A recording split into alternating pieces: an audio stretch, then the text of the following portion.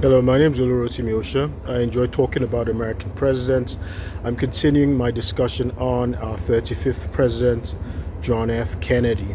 It's only appropriate for me to discuss our president who had a Camelot-style White House by delving a little into his biography, his upbringing. Of course, like I said, that because so much controversy surrounds John F. Kennedy's presidency due to his assassination, I'm going to spend more time talking about the controversies surrounding his assassination, and of course the Bay of Pigs and the Cuban Missile Crisis standoff with the Soviet Union involving his presidency. But now, let me start with his biography. Of course, he was born in Massachusetts to the very wealthy Joseph P. Kennedy.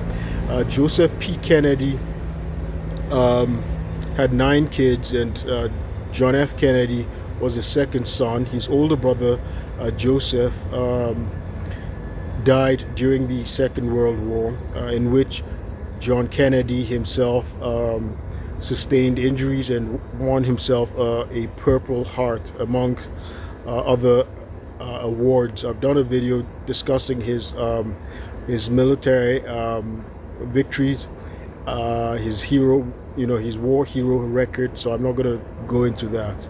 But in any case, so Joseph Kennedy, his father,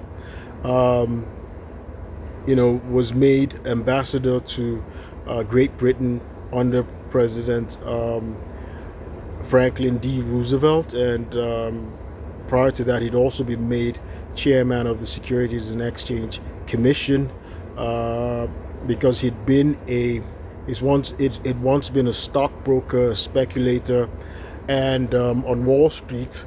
He'd actually been a bank president at the age of 25 and also a stockbroker, and he made a lot of money from speculation. What would today be called insider trading and stock manipulation, which are of course illegal today. And it is said that Franklin D. Roosevelt chose Kennedy because he actually said tongue-in-cheek that in order to catch a thief, it takes a thief to catch a thief, and so and also something about knowing where the bodies are buried, something of the sort. But in any event, that just highlights that there's always been lingering controversy and rumors and suspicion surrounding Joseph Kennedy's fortune. He was actually one of the wealthiest men in America. Fortune magazine in 1957 put him with between the 200 and 400 million dollars in net worth, which was a lot of money in back then, in the 1950s. He was one of the wealthiest men in America. Interestingly, his children went into public service, and that's Joe Kennedy. He built trust funds for all his 9 children, making them all financially independent for the rest of their lives. So his sons went into public service. Of course, John Kennedy's brother is the famous Attorney General who served in his administration, Bobby Kennedy, who unfortunately was also assassinated in 1968 by an Arab nationalist or terrorist, Sirhan, and of course we all know Teddy Kennedy, who was a stalwart of the Senate. So back to John Kennedy's childhood. So he obviously grew up very wealthy, and he had this sense of duty. He went to Choate, and he was always plagued with ill health, as a kid, and back pain throughout his life. So he'd registered at Princeton University, but had to withdraw just shortly after, and because of he had some kind of gastrointestinal ailment. Eventually he ended up going to Harvard, where he graduated with a degree in government, and a minor in international relations. His thesis, um, later on, he won a Pulitzer Prize, right, for the book Profiles in Courage. I later learned that Ted Sorensen, who became his speechwriter when he was in the White House, had actually been his ghostwriter for the book. And he'd ghostwritten a number of Kennedy's speeches as well.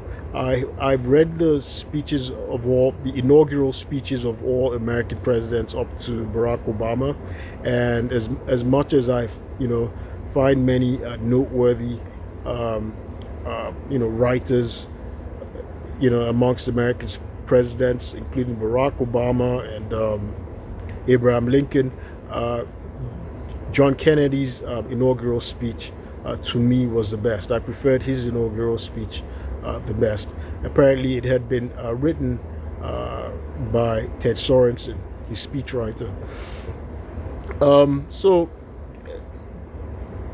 Kennedy, as I said, served in the Second World War, and he won a Purple Heart. And shortly then he joined the U.S. Congress representing Massachusetts, and he served while he's somebody who became, I don't know if to call him his nemesis, but Richard Nixon. They served, they were in the same, they served at the same time, as congressmen, and he went on to serve.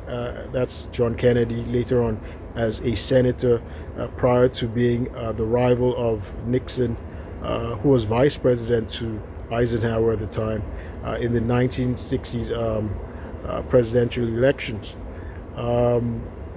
Of course, Kennedy won just by, I think, less than 200,000 votes, and there were a lot of allegations that the mob had actually helped him win. There was a mob boss called Sam Giancana, and he notoriously was said to have boasted that Kennedy wouldn't have been in the White House without his help.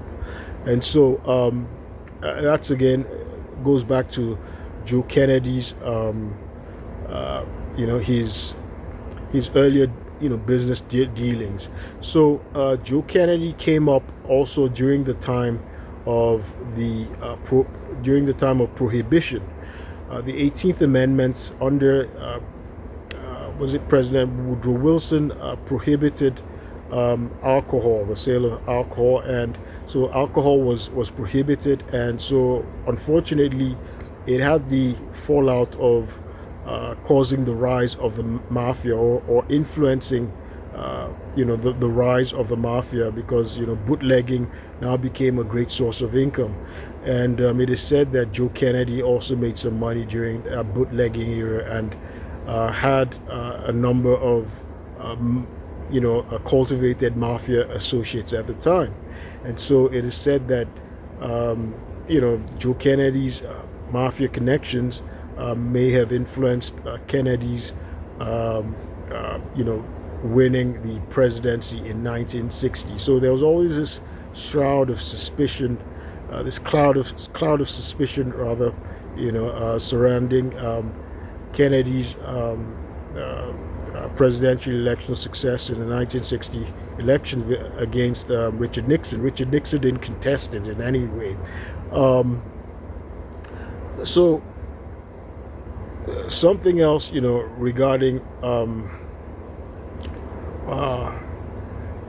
something else that I was going to mention regarding Kennedy's Kennedy's presidency was he was known to have been a womanizer, a notorious womanizer in the White House, and prior to that. His father had investments in Hollywood, and so both father and son had connections to female Hollywood stars. His father had owned a number of Hollywood studios. Apart from all the real estate investments the father had, it exposed John Kennedy to starlets, female Hollywood stars, and and he was notorious for having a number of affairs. It is said that during his presidency, J.F. Edgar Hoover, the notorious FBI director, longest serving, he was director of the FBI for about 48 years, is said to have actually surveilled President John F. Kennedy, and that he would subsequently sort of blackmail Kennedy into keeping his job, and have President Kennedy authorize the FBI surveillance of Martin Luther King. Dr. Martin Luther King, of course, the civil rights leader. I want to keep this video short, so I'm going to stop here, and I will continue and talk more about the controversial presidency of our 35th president, John F. Kennedy, who got assassinated on November 22nd, 1963 by Lee Harvey Oswald. My name is Olu Osha. I like talking about American presidents, and I also use the opportunity to draw attention to color of law violations, pivoting on subordination of perjury, which I've been suffering in Montgomery County, Maryland, violating my constitutional human rights and my civil rights. I was swatted on May 16, 2023. I was removed, gassed. The Montgomery County Police released tear gas in my apartment. I was dehumanized. I was removed naked. I was shot in the head. These are scarrings from taser darts shot to my head by Montgomery County Police. I wasn't committing any crime. I'm a law-abiding American citizen. As of that day, May 16, 2023, I was actually an auditor in the Department of the Navy, holding a top-secret CSSCI clearance. I was not committing any crime. I've never been involved in any crime. But I believe this was done, the swatting was done in order to impede federal government investigations ensuing from complaints I'd filed with the Office of Special Counsel, EEO, and Inspector General's offices concerning misconduct and fraud by some of my colleagues and superiors in the Department of Defense and Department of Navy. I'll keep you posted. Thank you.